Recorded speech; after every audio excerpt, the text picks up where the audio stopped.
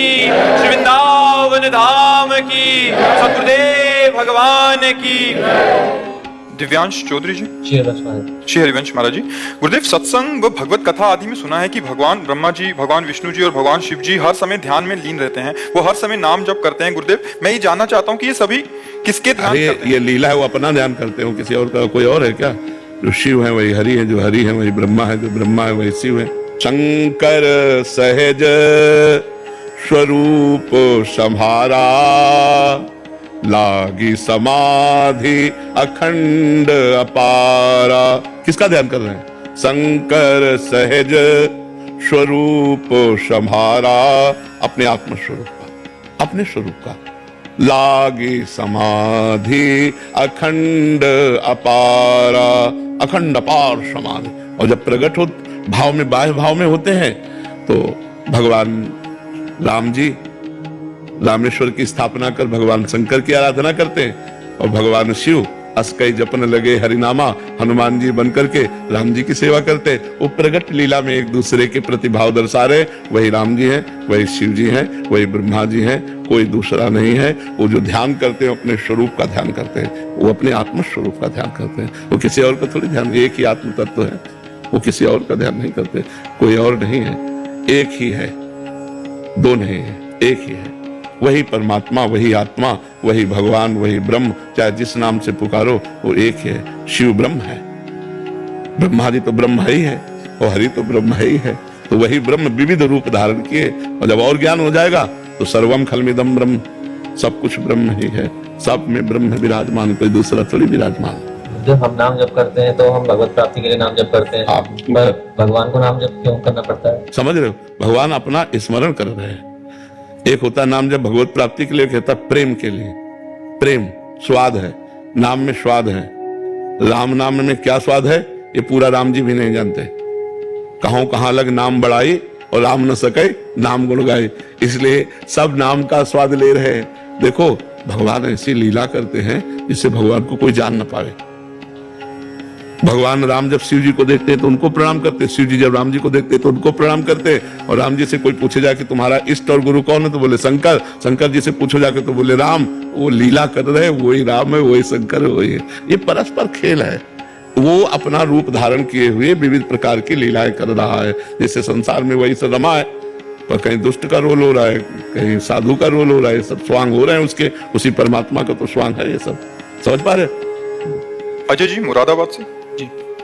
राधे राधे महाराज जी। महाराज जी, जैसे कि आपने अवगत कराया कि गीता जी में स्थित प्रज्ञ के बारे में बताया गया है, मेरे प्रश्न यह है कि यदि साधक से जाने अनजाने में कोई पाप हो जाए, फिर उसके बाद साधक कभी स्थित प्रज्ञ नहीं बन सकता क्या? नहीं, क्यों नहीं बन सकता?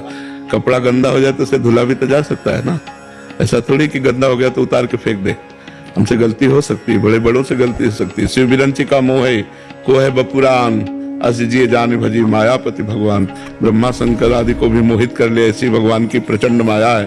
तो फिर हम तो जीव ठहरे। तो इसलिए अगर हमसे गलती हो जाती है तो हम अनुष्ठान करते हैं, नाम जप करते हैं, उस पाप का प्रायश्चित करते हैं, आगे पुनः ना पाप हो जाए ऐसा दृढ़ संकल्प करते हैं और भगवान के मार्ग में चलते हैं। ऐसा थोड़ी बड़े से बड़े महत अपराध का भी जो हमसे दोष बन गया उसका प्रायश्चित है, उसके प्रायश्चित करके हम आगे चलते हैं। बड़े बड़ों से गलती हो जाती है, बहुत प्रचंड भगवान की माया है, बहुत प्रचंड माया है। तो इसलिए घबराना नहीं चाहिए, इस मार्ग के साधक को घबराना नहीं चाहिए, किसी भी परिस्थिति में कदम लड़खड़ाना नहीं चाहिए। हमें आगे ही बढ़ना है, हमें आगे ही बढ़ना है। भगवान से प्रार्थना करता रहे ऐसी कोई गलती ना हो जाए जिससे मैं निराश होकर आपके मार्ग से हट जाऊं। तो बस उनका बल लेकर के ही आगे बढ़ा जाता है। नहीं तो माया है, समझ में थोड़ी आती कौन माया है, कहाँ माया है, कैसी माया है। कोई माया का रूप है क्या? तो जासु चरित लख काहू न पावा, जो माया सब जगह ही नचावा, और जासु चरित लख काहू न पावा। कोई जिसके चरित्र को समझ नहीं पाता कि ये माया, वो बाद में यहां गिरते समय पता नहीं चलता। गिरते समय नहीं, जब गिर पड़ो फिर जो सारे में गिर पड़ा, वो भगवान ही है जो हाथ पकड़ ले गिरते समय और आगे निकल जाए। इसीलिए एकमात्र मामे ये प्रपद्यन्ते माया में ताम तरंतिते, जो मेरी शरण में आ जाता है वही माया से मुक्त हो जाता है। जो माया मुक्त है वही स्थित प्रज्ञ है। पुनीत गर्ग जी। राधे राधे महाराज। श्री हरिवंश महाराज जी। महाराज जी, हमारे विचार हमारे दिमाग में अपने आप उत्पन्न होते हैं। इनमें से कुछ विचार देखो, बड़ा विचित्र सिस्टम है। कि आप सोचो या ना सोचो, सोच स्फुरित होती रहती है। मकड़ी का जैसे जाला नहीं मकड़ी अपने मुंह से निकालती रहती है, ऐसे ही मन जो है भूत का चिंतन, भविष्य का चिंतन, पॉजिटिव चिंतन, निगेटिव चिंतन, शास्त्र सम्मत चिंतन, शास्त्र विरुद्ध चिंतन, ये सब फेंकता रहता है। क्या ये प्रारब्ध से जुड़ा है? नहीं, प्रारब्ध से नहीं जुड़ा है। प्रारब्ध से सुख और दुख जुड़ा है। प्रारब्ध से सुख और दुख जुड़ा है। ये जो चिंतन है ये अज्ञान से जुड़ा है। जो चिंतन, जिस समय ज्ञान हो जाएगा तो मन शांत हो जाएगा। अज्ञान की धरा में कभी नेगेटिव, कभी पॉजिटिव, कभी धर्मयुक्त, कभी अधर्मयुक्त, कभी गंदा, कभी अच्छा, ये ऐसे, कभी भूत, कभी भविष्य, इसी में तो भटकता है। हमको क्या चाहिए? एक लक्ष्य बनाना चाहिए। नाम मंत्र, बार बार इसको नाम जपो, बार बार मंत्र जपो, इसकी ओवर थिंकिंग पर कंट्रोल करो। ये जो बहुत विचार कर रहा है इसको रोको, बार बार राधा राधा राधा। वो कहेगा हमारी बात सुनो, हमारी बात सुनो, ये देखो ये देखो, ये अच्छा बुरा सब फेंक, राधा राधा राधा राधा। तब वो धीरे धीरे कम होने लगेगा, वो धीरे धीरे लगने लगेगा। 10 बार राधा कहोगे तो एक बार तो लग ही जाएगा, 100 बार कहोगे तो 10 बार लग ही जाएगा। और धीरे धीरे धीरे धीरे हम अपने पॉइंट बढ़ाते चले जाएं। 2 बार, 4 बार, 8 बार लगने लगा, 10 बार लगने लगा। पहले लग ही नहीं रहा था, अब तो लगने लगा है। फिर धीरे धीरे हम उसको एकाग्र कर सकते हैं, उसको वश में कर सकते हैं। और जो विचार आ रहे हो, नाम जप कर रहे हो, तो विचार नष्ट होते जाएंगे, जो अशुभ विचार हैं। और जो सत्य विचार उनको ग्रहण कर लेना चाहिए। अब ये विचार बंद नहीं होंगे जब तक ज्ञान नहीं हो जाएगा, जब तक भगवत प्रेम नहीं हो जाएगा, तब तक ये चलते रहते हैं। भोले पांडे जी, राधे राधे महाराज जी, आपके चरणों में कोटि नमन। पूज्य महाराज जी, जीवन हर क्षण अंत की तरफ बढ़ रहा है, कब अंत समय आ जाए कुछ निश्चित। बस यही घबराहट सबके अंदर जागृत हो जाए तो भजन होने लगे। यही घबराहट होने लगे कि कब खत्म हो जाए। दुर्लभो मानुषो देहो पर देही नाम क्षण भंगुरा। बड़ा दुर्लभ मनुष्य शरीर है पर क्षण भंगुर, पता नहीं कब कहाँ कैसी कौन सी घटना में समाप्त हो जाए। इसलिए राधा राधा राधा राधा राधा हर समय नाम जप करते रहो। तो अगर नाम जप किया, राधा और शरीर छूट गया तो भगवान की प्राप्ति। भय पता है बट फिर भी इंद्रिय वश हो जाते हैं। सही माने में अभी पता नहीं लगा है, केवल अभी ऊपर ही पता लगा। जब अंदर ही लगता है ना, भूख सी बैठ जाती है एकदम। अरे यार, जाना है, मरना है यार, सब छूट जाएगा। राधा राधा, हे भगवान, हे करुणा निधान, मुझे इस दुर्गम संसार से पार करो, मैं बहुत भयभीत हूँ। और जो सभीत आवा शरणाई रखियो ताई प्राण की नाई। भगवान कहते यदि भयभीत होकर कोई मेरी शरण में आ जाए तो मैं उसे प्राण की तरह रखता हूँ। तो हृदय में यदि ऐसे विचार उठने लगे तो भगवान की कृपा समझना चाहिए। नहीं, जीव मतवाला होकर भोगों में लगा, उसे मृत्यु का भय कहाँ है। यदि मृत्यु का असली भय जागृत हो जाए तो भजन होने लगे, भगवान में प्रीति होने लगे, संसार का त्याग होने लगे। समझ पा रहे हो आप?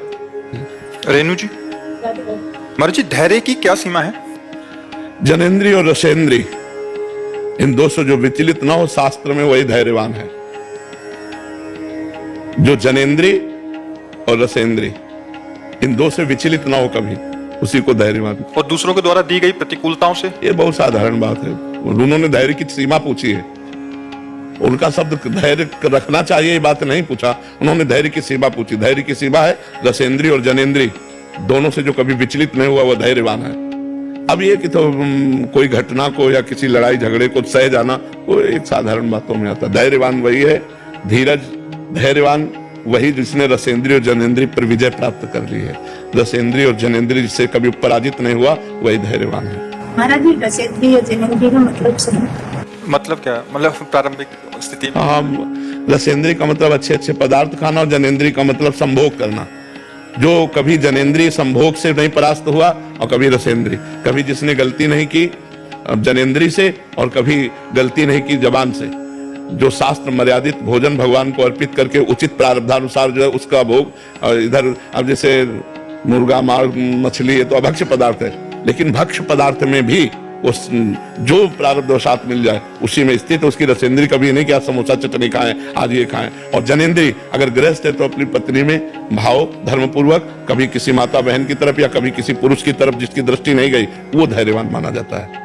और ये बहुत बड़ा विषय है, कोई छोटा मोटा विषय नहीं है, ये बड़े बड़ों को परास्त करता है। सुभाष चंद्र जी, महाराज जी, मैं आपका शरणागत हूँ। मेरा प्रश्न यह है कि एक शरणागत को काम, क्रोध, लोभ, मद आदि विकार कौन सी स्थिति तक प्राप्त होने तक गिराते हैं और उससे बचने का क्या उपाय है? शरणागत कहाँ से हो? शरीर से हो, मन से हो, वाणी से हो, स्वयं से हो, कहाँ से शरणागत हो गए? अरे फिर तो काम क्रोध रह ही नहीं जाएंगे क्योंकि काम क्रोध तो वही आते जहाँ अहंकार होता है। मैं पुरुष हूँ, इसी अभिमान में दोष आते हैं जो देहाभिमान है। अब जब यही बार बार अंदर दोहराने लगो कि मन क्रम वचन त्रिशुद्ध सकल मत हम श्री हरिवंश उपासी। मन से, वचन से, कर्म से मैं तो भगवान का हूँ। अब मेरा अधिकार न शरीर पर है, न मन पर है, न वाणी पर है। मैं तो प्रभु की शरण में, हे नाथ जो कच्चाई हो आप पूरी कर लो, मैं आपकी शरण में हो जाऊं। प्रभु आपसे एक ही उपाय है भगवान की शरणागति, इन दोषों से बचने का। जब हमारा अधिकार खत्म हो जाएगा, हमारी समझ वाला, तो भी होगा कि हाथ तो प्रभु का है, तन तो प्रभु का है, मन प्रभु का है। तो भोग इच्छा होती है देहाभिमान में। देहाभिमान गलित होने पर भोग इच्छा नहीं होती, इच्छाएं ही खत्म हो जाती है। जाहि न चाही कबहु कछु, तुम सन सहज स्नेह, बसो निरंतर तासुर, सो राउर निज के। जिसे कभी कुछ नहीं चाहिए, सहज भगवान से प्रेम होता है, उसके हृदय में भगवान निरंतर वास करते हैं प्रकट रूप होकर के। तो चाह मिटाना ही तो साधना है। तो हम बार बार भगवान के नाम जप के प्रभाव से और विवेक के प्रभाव से भोगों से बचे। जब काम क्रोध आवे तो भगवान को पुकारे। आपको समर्पित हृदय है और ये काम क्रोध रूप दूषित विचार हमारे हृदय को दूषित कर रहे। नाथ आप बचाओ, हे शरणागत प्रतिपाल बचाओ। वही कृपा करेंगे, वही रक्षा करेंगे। परम पूजनीय महाराज जी, जीवन ऐसा ये भौतिक मोह माया से ऐसा लिप्त होकर पूरी बर्बादी हो रही थी संत जीवन जी के भी। लेकिन आपके एक संदेश से और एक मार्गदर्शन से, जब से हम श्री जी का शरण लिए हैं, तब से मोह माया, ये सारा राग ममत्व भाव, ये सारा भस्म हो गया। ये कलयुग की घोर जो माया थी, उसमें हम ऐसे बर्बाद हो रहे थे कि मंदिर निर्माण आदि 108 मंदिर निर्माण। तो जब प्रयागराज से आए और आपने हमें संदेश दिया कि जन के लिए तो आप मंदिर बनवा रहे हैं, लेकिन आपके शुद्ध अंतकरण का है। तो हमारे अंदर शुद्ध भक्ति नहीं थी, लेकिन शुद्ध भक्ति जागी आपने। और जब श्रीमद् भागवत का मुझे एक उस देवर्षि नारद का उन्होंने जैसे भक्ति ज्ञान वैराग्य जागृत किया था, मेरा अकेले के लिए ने आपने जागृत नहीं किया भक्ति। असंख्य ब्रह्मांड के जितने भी युवा है, जितने भी बच्चे वृद्ध, सभी के अंदर जो कमियां थी, गंदगी थी, जो भटक गए थे, रास्ता भटक गए थे। धन्य है हम कि हमारे भारत में आपके जैसे संत और हमें मार्गदर्शन मिल रहा है श्री जी की कृपा से। आज युवा कहां से कहां गए थे, लेकिन ब्रह्मांड के विश्व के जैसे ऑस्ट्रेलिया के, अमेरिका के जो माताएं हैं, प्रभु जी है, एक माता जी तो इतनी रोती है, आपका नाम जैसा भी मैं लेता हूं तो वो बोलते बस उनके कारण मेरे अंदर की गंदगी खत्म हो गई। चारित्रहीन मैं थी, लेकिन मेरे अंदर से सारा पाप भस्म हो गया केवल सत्संग सुन के। जैसे नारद पीपल के पेड़ के नीचे केवल सत्संग सुन के ही उनका उद्धार हुआ था भगवान का। बस ये युवा जो है, मुझे मेरे जीवन में संत जीवन बचपन से जीकर भी इतना भौतिक लोभ, लालच, माया, काम, ये सारा था, लेकिन केवल आपकी शरण लिया, श्री जी की शरण लिया और आज चातुर्मास यहाँ नित्य कर रहे, सब छोड़ के, सारा मोह माया छोड़ के, मंदिर निर्माण यदि सब कुछ छोड़ के वृंदावन वास कर रहे और नित्य परिक्रमा और आपका चिंतन। बस आपका आशीर्वाद यही रहे। तो यही शरणागति है। जब हम हृदय से भगवान को, प्रियाजू को स्वीकार कर लेते हैं, तो वो ही हमारे अंदर की सब मलिनता को दूर कर देती है। तो हम पहले वचन के शरणागत, फिर शरीर के शरणागत, फिर मन के शरणागत, फिर स्वयं से शरणागत। स्वयं से मैं तनुवांग मनोभिरमले सोहम तवैवाश्रिता।